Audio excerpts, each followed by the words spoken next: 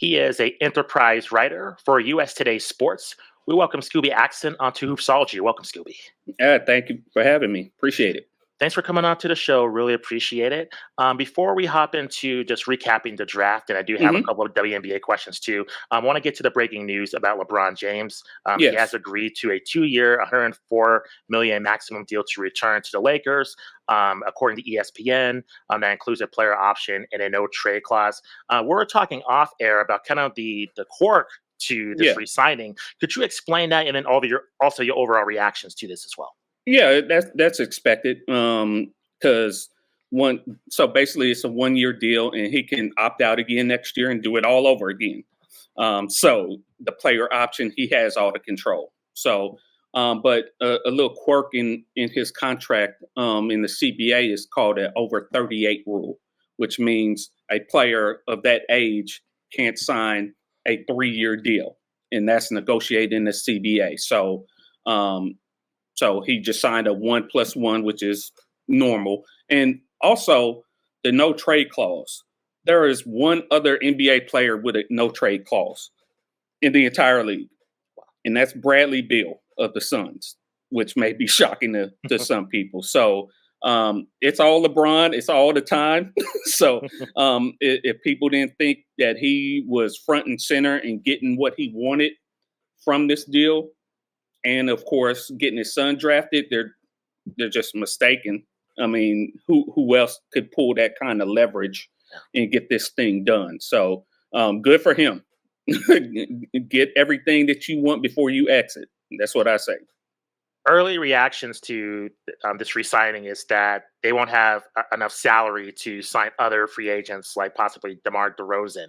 And I think prior to this, there was a lot of discussion about LeBron re-signing for less money so they can make Hmm. room for different additions. Do you think with this news, does this hurt the Lakers just in terms of what they're I mean, trying to do? yeah, they know what they need. They need, of course, with Dalton Connect to get Yeah. shooters. If you could have traded for a Buddy Hield or even got Clay Thompson to sign, Yeah. that's what you need. I mean, I don't think they're all that far away. I mean, they could have beat Denver. They should have beat Denver. They were up the majority of the series, but they just couldn't close it out, blowing double-digit leads and things like that. So the way they're constituted now, they're going to have some decisions to make. Do you want to send D'Angelo Russell away so you can get more money, so you can bring in another third option? Because again, the man is 39 years old, but he's playing incredible. But how long do you expect that to last? And they really haven't said, are they trying to win this year? Because if they are trying to win this year, you got to kind of be aggressive like the other teams, like Dallas. Dallas went out and got Clay Thompson. Like, look, 34 years old or not, you know, he's still putting 17 on the board a night. Yeah. That's no slouch. No. So again, I'm not sure what they're doing. I'm sure they have a plan. We just not sure what it is. Gotcha. So I want to shift to the draft a little bit, but stay with the Yeah. Lakers. Hmm. With Bronny James, a lot Yes. of debate about this in terms of if he should be drafted, his Hmm. age, his playing with his father. Yeah. What do you make of this, and what do you see kind of early prospects? What are you looking for in summer league, like training camp, in terms of his overall player development? Yeah. That's the key thing you said. Development. Um, I've never heard of a player averaging less than 5 points a game getting drafted at all. Usually, if you see that kind of potential, you go undrafted, then sign a two-way contract with whoever.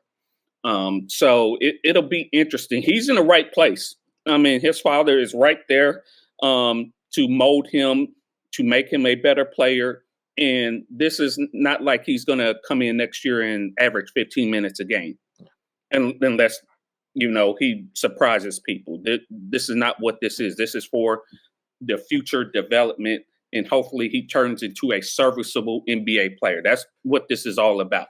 Now, if he turns out to be an all-star, then they did their due diligence. But this is about getting him in a place where he can develop those skills, take his time, and hopefully produce at an NBA level, get into a rotation, maybe a starter. And like I said, sky's the limit. If he makes an all-star team or multiple all-star teams, then we're all shocked. But this is about development. Absolutely, 100%. Do you think he's in the right environment besides being with his father, but also JJ Redick being a first-time coach? I mean, he's famously mentioned like he only Yeah, has coaching experience coaching his children's team. How you think that'll factor into Bronny's development as well? Just with this kind of a new coach never done it before. hmm Bronny, all these expectations. Do you think that will hurt him, help him? I think all of it will help him. And JJ Redick's learning on the fly as well. So if this thing doesn't work, it could be an unmitigated disaster. But I think he's in the right place to say, all right, he has a guaranteed contract, so he's not going anywhere. If he needs to go play 20 games in the G League, fine. This is about developing those skills. He's already a great defender. Yeah. Can he put up a consistent jump shot? He showed that in the McDonald's All-American game. He showed that at the Combine. But we're talking about real NBA contact grown men out there. And because of his name, people are want to go make a name for themselves because of who he is and try to show him up. So there's a lot of factors there, but I think he's mature enough to handle anything that comes his way. No, completely agreed, and especially him being proficient in the defensive end, I think that's going to prove Yes. dividends for him in his Yes. future for sure. I want to shift to the draft. Okay. Besides Bronny, that was a huge talking point. A lot of international players, as always, Yes. with France, Yes. particularly with Zachary Ricochet going number 1 to the Atlanta Hawks. What do you make of this? The country of France taking over this draft, and do you see a time within, I would say, the next 10 years where you might see more international players taken than American players? Is that destined to I happen, or mean, is that that overreaction? that's the way it's trending. It won't happen next year because there are some one and done college players that are up on the draft boards. But people got to realize these overseas players, they're playing professionally at like 15, 16. Grown men, before they even enter the NBA draft. So in the international game, it's somewhat different. People will see that if they watch the Olympics this year, it's a different game. And so, they may not be physically ready as far as, these guys are 7 feet, 220 pounds. I mean, they're go eat a hamburger or something before you come over here. Like they will need to bulk up to handle the physicality. Wemby did okay, of course. I mean, but he's a unicorn. But these other guys, they may have the international experience, but you coming over here slight and 82 games. I mean, so the scouts know what they're doing. They see something in potential with these guys, and you just don't see it with the American players because the American players are staying 3, 4, 5 years, transferring 3, 4, 5 schools. So, I mean, it seems like the international scene has their act together. And come 10 years from now, you may just see a top 10 of international players at the NBA draft. And it's going to be an indictment on college basketball if that does happen. Well, I find that very interesting you say that, because I think a lot of players are finding different avenues besides Yes. college, Mhm. overtime, elites, the Yep. G League. G League, yep. Do you think that'll be? I mean, we're already seeing it becoming prevalent, but what do you see for like the college game overall? Like that, of course, March Madness is such a huge moneymaker. Money Yeah. rules the world. So, Yeah. and without like any type of like real talent, and they're going other places, including even playing internationally. Yeah. What do you think, particularly the NCAA and the college games, to be able to do to rectify this in terms of getting a decent pipeline into the college system now that There's all nothing these they other can do. options available? There's nothing they can It's do. inevitable. So if a player wants to go to college for that 1 year, and let's be realistic, literally they have to go to school for 1 semester, pass their classes, and they're eligible, and they don't have to really, they can show up to class the second semester. They're going to, the school may suspend them a game or two. Remember Ben Simmons? Yeah. If you watch his documentary on Showtime, I mean, that was absurd. But, if these guys know that they're at the top of the draft board, barring injury, they know that payday is waiting for them at the end of the day. The NIL, is more to the guys that are staying 2, 3, 4 years and trying to maximize, may not be an NBA talent right now, and try to maximize all that they can while the market is still hot.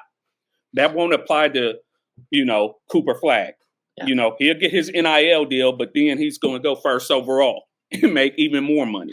So we're talking about the fringe guys, the 2, 3, 4-year guys. And we're not even talking about like Zach Edey, who stayed in school a different year. He could have racked up on NIL deals, but he's Canadian. And I wrote a story about why he couldn't cash in because he was Canadian and how that stifled his NIL potential. So, like I said, these guys that are fringe NBA prospect, the NIL deals are more for them instead of the top prospects. I find that so interesting because Canada as a country, their basketball scene has grown as well. Yes. So I think you saying that, I think the college games can reach that pipeline as well because I mean they can't cash in on NIL money. Why would they play in college? Yes. So in terms of like, it's interesting you bring this up because it poses some questions in my mind about just traditionally in basketball, the college game is like the framework to become successful in the pros. But it seems like the college game is almost pretty, antiquated and outdated in terms of what is happening internationally. I know that you said earlier, just from players, like there's nothing they can do in terms of actual players going into college. But from a coach's standpoint, to evolve to what's currently happening in the basketball landscape, do you think we'll see an evolution within the college game itself, just to kind of keep up to what's happening around the world? Do you think it's kind of going to stay very traditional in terms of, for instance, like the Princeton offense and just what we see in college? They're trying to do a bunch of things with college basketball. If you watch a lot of college basketball like I do, most of it is unwatchable. It's pathetic. It's unwatchable. It's just like, okay, scores in the mid 50s, 40s, like come on, man. So college basketball, and you hear it all the time, they're trying to even increase the tournament. You may see a 96 team tournament, like, okay, whatever. So they're trying to get people know the eyeballs are going to be in March, but from November to March, nobody's really paying attention. Okay, except those of us that pay attention. We watch these guys, we see these guys, we know what these guys are about. So I don't think anything, unless, again, this NIL thing, it's not even conformed to every state. Every state is different. Every school has different NIL rules, so if it's not uniformity, then a player has all the leverage. This is more in college football than basketball, because you see these guys in college football like, this dude promised me $14 million. They didn't come up with it. I'm transferring. And then I'm suing because I didn't get my 14. So you don't see that in college basketball because it's, like I said, college football, you can't enter the draft until 3 years after your high school has graduated. The NBA, 1 year, 19 years old, you can go make a living. So it's totally different in the way a player can look at his prospects moving forward. In college basketball, the NCAA, if they're even still relevant in 5 years, there's nothing they can do about it. It's just the way of the times right now. So what do you make of NIL? And you mentioned college football, and we had some experts on a few years ago. They said that the damage, the potential damage that NIL could cause to college sports is more on the football side of things. Yes. You can explain that dynamic compared to basketball, besides just in terms of, players being able to stay in school, like just that difference? Because I sense from college football fans, they hate NIL. And from my perspective, being a casual football fan and just also a college basketball fan, like the reasons you mentioned, I find it just interesting and kind of unclear where's the hostility coming from a football side of things compared to the basketball side. The hostility comes from players think that they're worth more than they are. So if I'm a player, I see my jersey sitting up at the bookstore and I'm not making a penny off of it, but I'm rushing for 1,700 yards, where's my cut? What about me? The amateur, used to be you're an amateur until you turn professional. Well, that doesn't make any sense in America because 16-year-old golfers can turn pro and make money. Why can't we? So you can't you say, all right, my name is Scooby Axson. You saying I can't make money off my own name? How stupid and ridiculous is like that? Just sounds ignorant. So these players have a right to judge their value, and the value is the marketplace. We're going to judge what these guys are ultimately about, because you could get a whole bunch of money, and then if you don't perform on the field, not only are we going to let you know about it, but those pro scouts that are sitting in that press box are going to let you know about it, because you're not going to be a first round pick like you were at the beginning of the year. If you don't perform, it will catch up to you. So again, make as much money as you can now, get that bag, and then if things turn out, then all for the better. But if it doesn't turn out, what I don't get is, if I'm a player and I did not see the field for 1 minute on a football field, guess what I'm doing? I'm walking across that stage with a degree. That's if I know I'm not NFL caliber, or I may get an NIL deal, because every player gets an NIL deal, whether they're on the bench, whether they're a starter, they may get a different piece of the pie. If I know I'm not that kind of caliber player, I'm at least walking across that stage.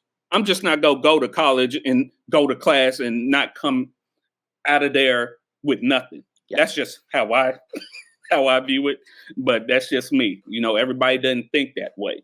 So that's the difference between college football, because they have to wait to turn that money into real dollars in the NFL. And remember, those contracts in the NFL are not guaranteed. Yep. They can cut you at any time. Again, baseball, if you get designated for assignment, guess what? You can sit on the couch and make whatever they owe you. You get hurt in the NBA, guess what? They have to that paycheck is direct deposited. In football, you ain't performing, all right, cut. And that's the end of your contract. So I think people understand that. I hope people understand that, but that's just the reality of the world today, and how we go about things. It's lovely to see. Yeah. We just sit back and laugh, just like, oh, okay, all right, yeah. Yeah, I just think that's crazy, especially with the NFL just being such a dangerous sport, and your shelf life being so limited compared to other sports where, they can just cut you if they think you're not performing. It's over. Like it's interesting, because I went to Columbia journalism, and so I got a firsthand look at the Ivy League, and those guys don't get athletic scholarships. So those guys are on the field for the love of the game. I mean, if they get hurt, they're not going they're out there because they love it. They're there mostly for academics, and then they have some kind of skill to get on a football team and try to contribute. So those guys are really out there for the love of the game, So just think about a Power 5 guy, highly recruited, things don't work out. Oh, I'm not starting. Nah, I don't want to compete. I'm a transfer. Some of these guys have been in school 6, 7, 8 years. I mean, do what you do. That's their business. But, it's kind of, it just depends on the school and how they treat you, and, if you're going to get a chance to play. It's all about playing time, especially in college football. I want to shift back to the NBA draft. Okay.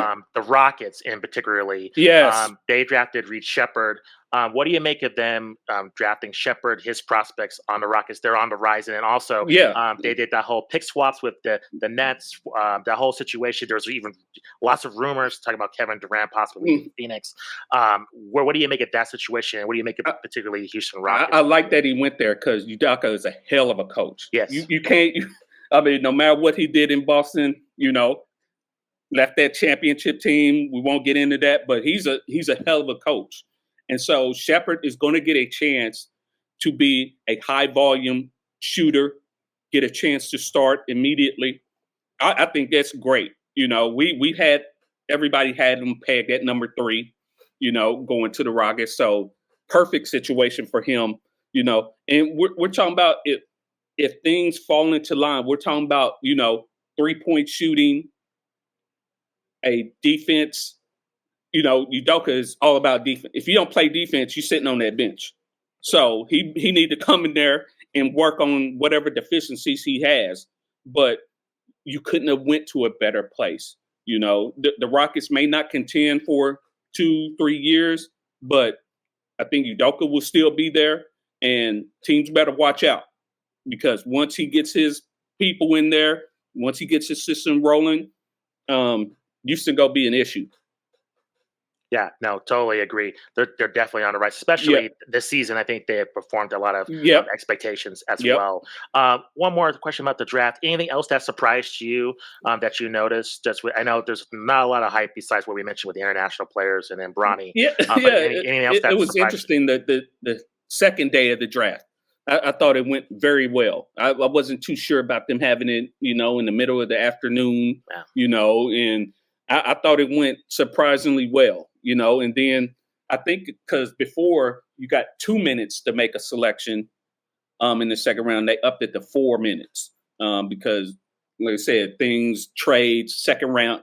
Everybody loves trading their second round picks, switching and swapping everything around. But I thought it went off really well. I wasn't too sure about the 2-day event and them just basically doing the NFL. We're just going to try to expand this thing as far as we can, get eyeballs on the product. So I thought it went off really well. So before we let you go, Mm-hmm. want to ask you about the WNBA.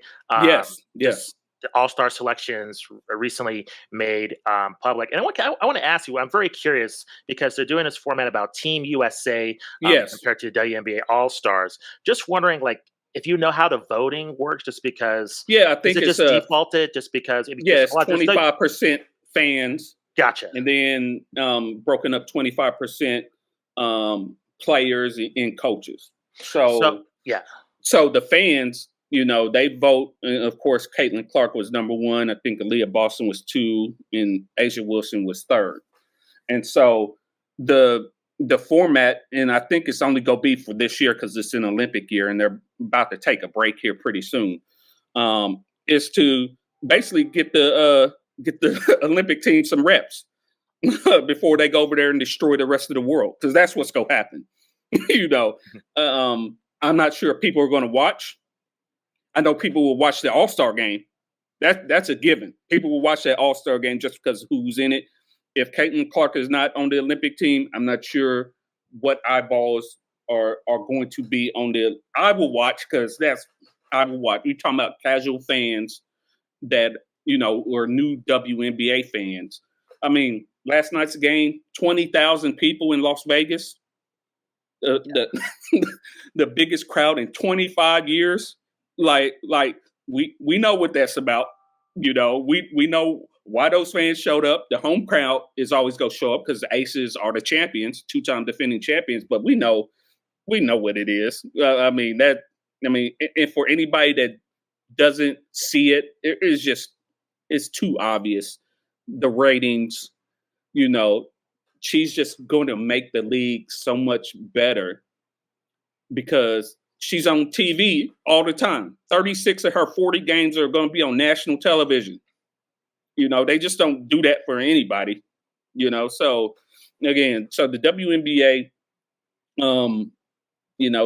they still have their issues. Don't get me wrong. Their next television contract they better come out of something. Like, they better blow it out of the water, because if they don't take advantage of this, this is a league that's been in existence for almost 30 years. I don't think they turned a profit one time, losing money every year. I don't know of any business model that can sustain that kind of loss and still be in existence today. So they need to thank their lucky stars. They got somebody they can ride those coattails on and hopefully do the right thing and get this thing to where these girls are making. Caitlin Clark, she's going to make, everybody made a big deal of her salary, $87,000. No, she will make $500,000 this year just by endorsements and other WNBA things. So she's fine. It's the others that, that you may be concerned with, that they're not making the type of money that goes along with their talent. And so hopefully, again, the WNBA takes advantage of this and these girls get what they deserve. Do you think the league has been, I don't know what the correct word is, but I guess not being able to take advantage of other players as well? Because it's not like the WNBA has been Yeah, yeah, a lack of talent. They've had great players throughout its entire history ever since they first tipped off in the yeah. 90s. It's about marketing. It's Yes, I about agree. marketing. Yep. So Magic Bird came to the league. They NBA saw it, and then Jordan showed up. And you don't think they go put him on TV every chance they get, Yeah. or market him in a way? Or I see a billboard of Jordan every 2 blocks. Like, you need to Asia Wilson leading the league in rebounding and scoring, 2-time MVP. She's the best in the world. She's the best in the world. Agreed. So I'm not sure what they're doing. They need to force feed these girls down our throats. That's the only way this is going to work. These are our stars. Pay attention. Pay attention. Pay attention. Pay attention. This is the only way this is going to work. Force it down our throats to where we have to watch. Yeah. Caitlin Clark show up. We have to watch. And that's what we're doing. But these other girls that are talented, you need to market them because they're just as talented as she is. No, totally agree. And I think also there's been a failing of their TV partners in the past. And I think now Yes. they're finally starting to capitalize Yes. on it. Yeah. So hopefully that trend continues for sure. Absolutely. Absolutely. Scooby, thank you very much for joining us. Really appreciate it. Can you please Oh, let our no audience problem. know where they can find you on social media and any other projects you're working on as well? Yeah. So on Twitter, I'm at Scoob, Scoob, Axson. So find me there. Probably always, I don't tweet that much, but I'm always joking around. I always see something, especially if I find it interesting. And all my stuff is there. People can email me. So I'm working on college football. I'm also a college football writer as well. So I'm working on my hot seat list, the 10 coaches that might be fired this year. And I think previous year, like the 10 people that I put on the list, 7 ended up not having that job or going to another job at the end of the year. So, again, you get fired, you get that buyout, sit on the couch and make those millions. I have no problem with it. But, of course, college football fans see it a different way. My email is filled with, you hate our team. No, I don't hate your team. Your team sucks, but I don't hate your team. Your team set in football back 50 years, but I don't hate your team. We just try to honestly call it as we see it. I mean, I went to the University of Oklahoma. Okay. When the Sooners lose, do I get mad? No, because I'm not out there.